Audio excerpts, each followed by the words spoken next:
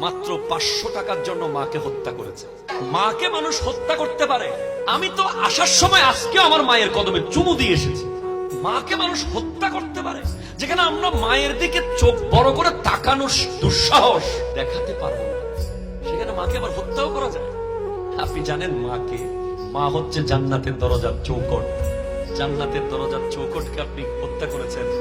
আপনি অবাক হবেন, একটা মা 10টা ছেলে পালতে পারে, আর 10টা ভাই মিলে একটা মাকে পালতে পারে। রিসেন্টলি আজকে একটু আগে কথা বলছিলাম যে তারা কয়েকজন ভাই আছে, মায়ের ওষুধ কে কিনে দেবে এটা নিয়ে যুদ্ধ চলতেছে।